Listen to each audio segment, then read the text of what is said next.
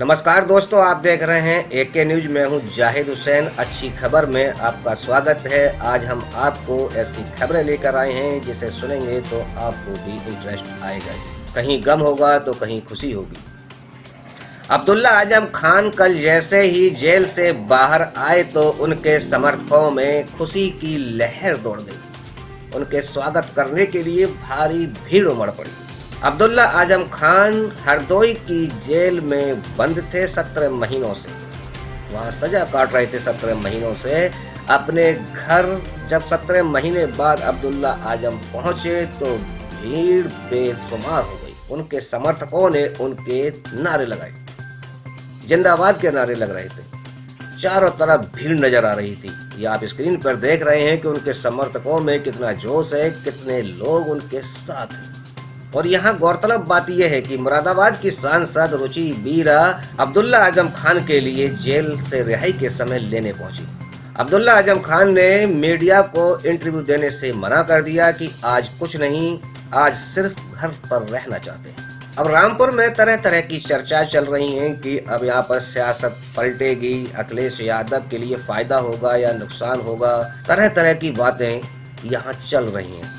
लेकिन अब्दुल्ला आजम खान, आपको हम बता दें, अब्दुल्ला अब जेल से बाहर आ चुके हैं और इस समय अपने घर पर हैं।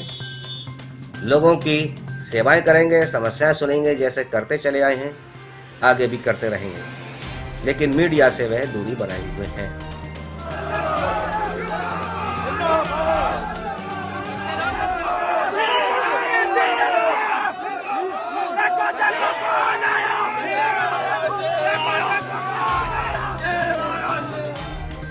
आज आप अपने घर फिर भी सर क्या कहेंगे? अरे कुछ तो बोलिए अपने पास, थोड़ा सा बोलिए। 4 बार पूछो, 40 बार पूछो। दर्शक इंतजार कर रहे हैं सुनने के लिए। क्या कहेंगे? जब आप साथ में थे तो आपको समझ नहीं होगा। नहीं, पर मेरे होने का भी जब आपको पता है तो जो हुआ है रास्ते भर वो भी आपको पता होगा ही। और देखिए, इस तरह नहीं होना चाहिए। ये हम सब लोग कानून के मानने वाले लोग हैं और जो हम सब संविधान को मानने वाले लोग हैं। हर एक को आज़ादी है।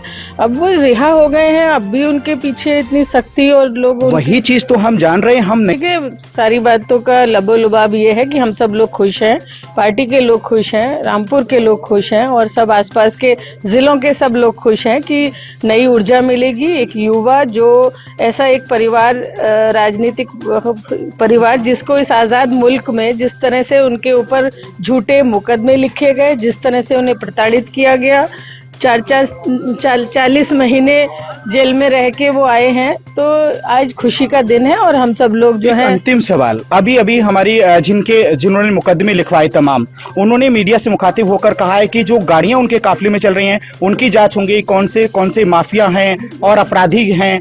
वो होते कौन है ये सब कहने वाले?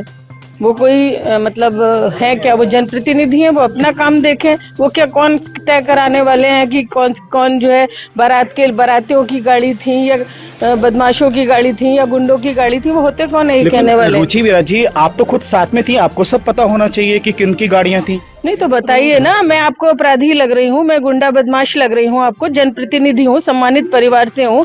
आप साथ में थे, उन्हें वो नगर विधायक ने जांच कराने की बात कही है। हाँ तो कराएं, उनमें जो दम हो।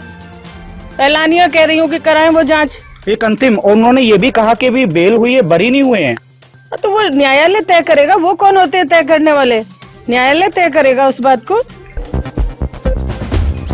मथुरा में 2 दलित दुल्हन बहनों के साथ मारपीट की घटना सामने आई है। उनकी बारात वापस हो गई। बताइए, एक बेटी की बारात जब वापस लौट जाए तो कितना बुरा लगता है, क्या सदमा गुजरता होगा उस परिवार पे। लेकिन यहाँ तो बर्बरता की इंतहा हो गई। 2 दलित बहनों की कल शादी थी। उनकी शादी की तैयारियां चल रही थीं। दोनों बहनें बड़ी हंसी खुशी ब्यूटी पार्लर के लिए अपने फूफा के साथ सजने संवरने जाती हैं। लेकिन उन्हें क्या पता था कि इस शादी में रंग में भंग मिल जाएगा। क्या दलितों के लिए खुशियां मनाने का अधिकार नहीं है? अब 2025 चल रहा है, 21वीं सदी है, इसमें भी दलितों के लिए शादियां या खुशियां मनाने का अधिकार नहीं है। 2 दबंग आते हैं रास्ता ना मिलता है, इस वजह से मारपीट करते हैं, लूटपाट करते हैं, और इतने पर भी उनका मन नहीं भरता है तो शादी में पहुंच जाते हैं बारात में, और बारातियों के साथ मारपीट करते हैं, अपने ट्रैक्टर से उनके वाहनों को रौंद देते हैं। इसमें दूल्हा के बाप को गंभीर चोट आती है। इसी बात को लेकर बारात वापस लौट जाती है, क्योंकि जिस बारात में इज्जत ही नहीं तो शादी ही क्या करेंगे। पूरा घर उजड़ गया। उन दोनों मासूम बहनों का क्या कसूर था कि इस तरह की हंगामा भरपाई की गई दबंगों द्वारा।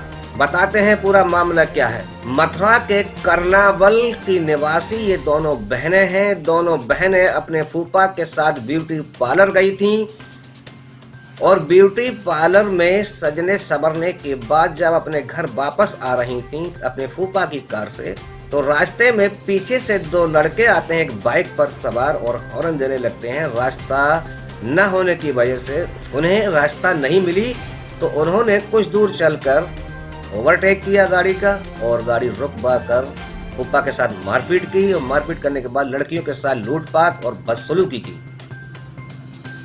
लड़कियों को इतना पीटा कि उनके चेहरे पर कीचड़ मल दिया।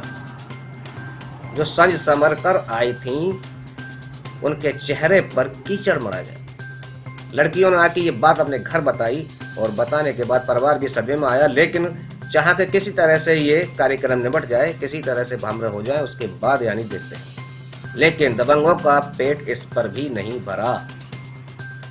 योगी सरकार को ठेंगा दिखाते हुए, अपनी दबंगई की पूरी ताकत दिखाते हुए बारात में पहुंच जाते हैं, और बारातियों के साथ गाली गलौज जब मारपीट करते हैं, अपने वाहन से उनके वाहनों को रौंद देते हैं। जब ये घटना हुई और इतनी बेइज्जती बारात की हो गई, तो बारात वापस चली गई। दोनों बहनें कुंवारी की कुंवारी रह गईं। दोनों बारातें वापस हुई। और पुलिस प्रशासन ने क्या कार्रवाई की है अब तक ये भी जानेंगे। कितनी बड़ी तोप पुलिस ने चलाई है। लेकिन सवाल सबसे बड़ा ये उठ रहा है कि क्या दलितों का वरना समरना अब भी प्रतिबंध है? 21वीं सदी चल रही है, और इसमें शादियों में इस तरह का हंगामा, वो भी योगी सरकार में।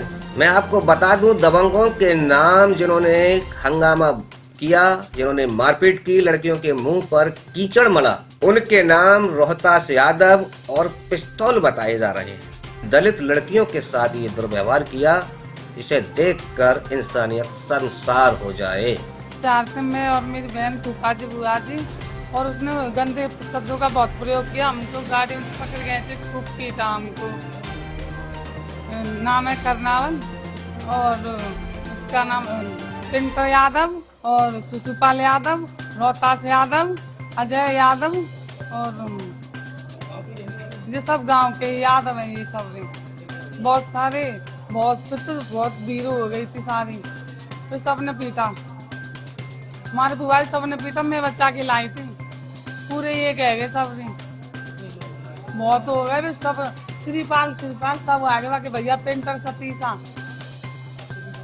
हाँ, मुझसे भी एक लग रही है। किस वजह से मारपीट करी है? क्या कारण है? बहुत गंदे प्रयोग का शब्द। जी हो बहुत गंदी गाली दी थी उसने। बहुत नहीं गाड़ी ब्रेक लगा, गाड़ी लगवा रहे